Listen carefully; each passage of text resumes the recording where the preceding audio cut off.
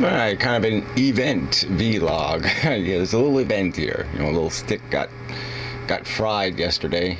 So I wanted to play the raw video. You know, I guess it might be over there. Yeah, the raw video. No, it's over there, I think. I think I'll put it over there.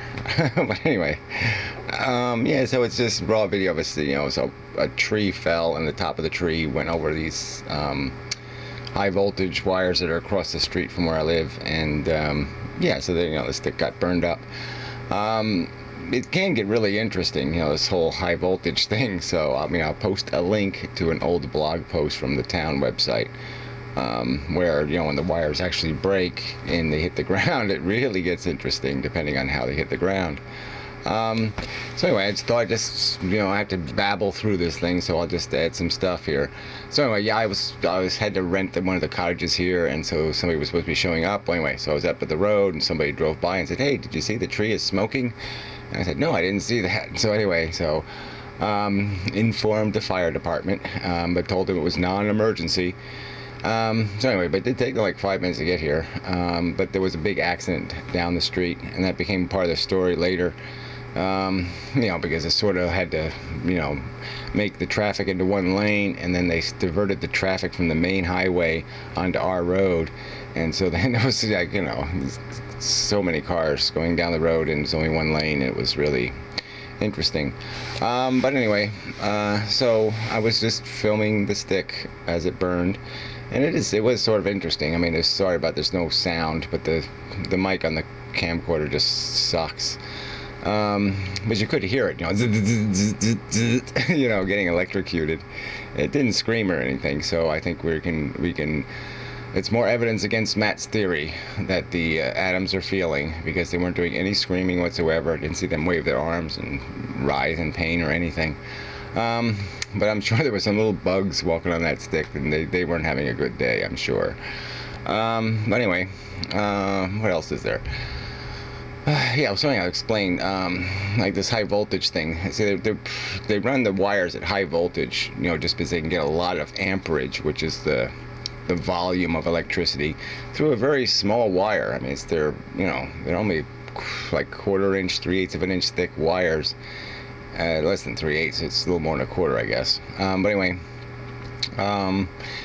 and you know, there's a lot of electricity going through those wires. I mean, when you really see them, when they're really short, I mean, it's an incredible plasma kind of event. It's ground shakes kind of event. I mean, really a lot of electricity. But anyway, and it goes into these transformers, which are on that telephone pole. If you ever see the pole in the picture, I don't remember. But anyway, which is, you know, basically a coil of wire, and it just, it's like every electronic thing you have, just about the real weight of it, you know, except for the battery operated crap. Everything you plug in is usually just transformer. That's the heaviest thing in the box, because it's basically a hunk of metal, you know, with wire wrapped around it. And it takes advantage of the fact that alternating current, which is basically current going up and down, and its voltage reversing in its voltage, will keep creating a magnetic field, and that will induce electricity in another coil of wire. And so it's a transfer of electricity from one coil of wire to another coil of wire.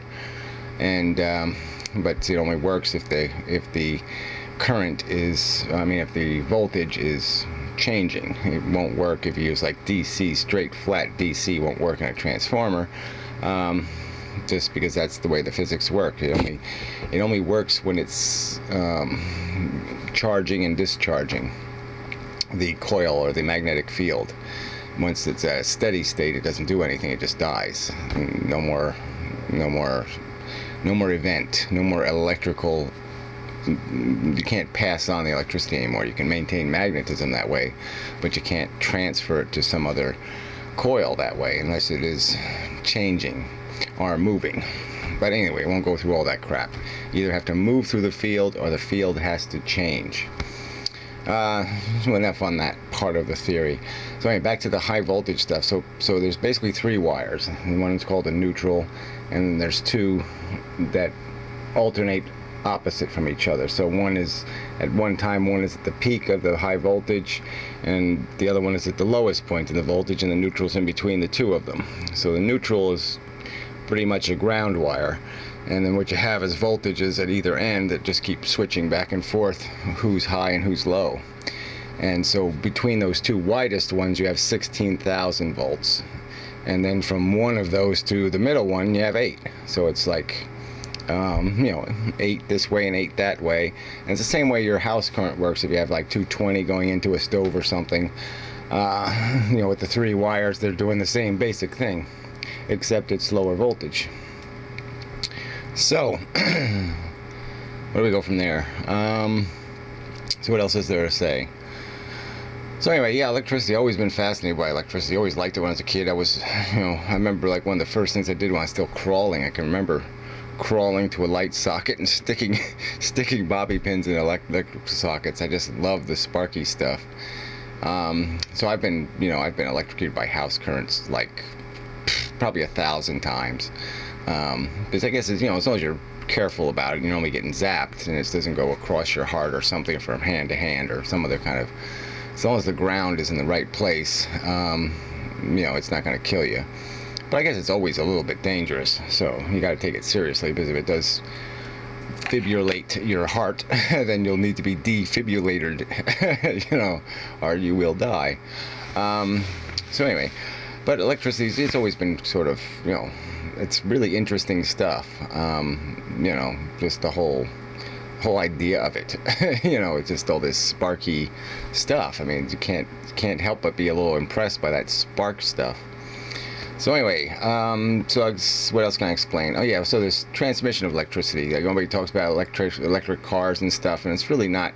It's only a pollution suspender. It isn't very economic when it comes to its use of electricity or its use of power. Let's put it that way.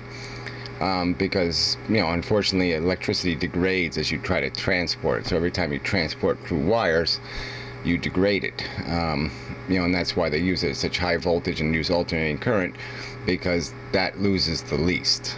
If they used direct current at high amperages, that wouldn't be practical, because the wires would have to be too thick, and you know, they would lose too much of the energy in transporting it through the wires, because it just kind of leaks through that hole. What it does to the metal, it's no matter what metal you have, there's nothing that's like a perfect conductor. So I mean, every conductor creates some resistance to the flow of the electricity, and that degrades the just requires more power to force it through there. There's a friction. Let's use that analogy. There's friction as you're trying to pass the electricity through the wires. I better not smoke if I'm going to talk. But anyway, so I was just thinking on it, and there's so many, you know, the whole electric thing. I mean, there's so many ways to generate electricity. I mean, all you need is a generator, right? A turbine, a motor that you run that has a magnet in it, and it spins, and it creates electricity in the coil you put around it. So it's back to that transformer thing. I mean, a motor is just a transformer, you know, manipulated.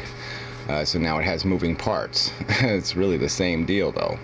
And that's why they can be used to generate electricity, is because they're basically just performing doing what the electricity does, you know, subtly. They're doing mechanically by turning something and changing the magnetic field that way, the orientation. So anyway, yeah, I just think they should take advantage of more of that kind of stuff. Like the hydroelectric stuff it seems underdeveloped to me. I mean, if we're going to try to find an alternative, that's, to me, it's very passive. I mean, there's so much stream water, and you're basically taking advantage of gravity. You know, rain dumps the water high, and you can take advantage of the fact that the rain has to fall a whole bunch further to get to the ocean. And you know, there's so many small streams that could probably generate quite a lot of electricity. And it doesn't mean you have to create a reservoir. I mean, everybody always associates hydroelectric with dams and reservoirs and all that crap, and you don't have to have any of that stuff.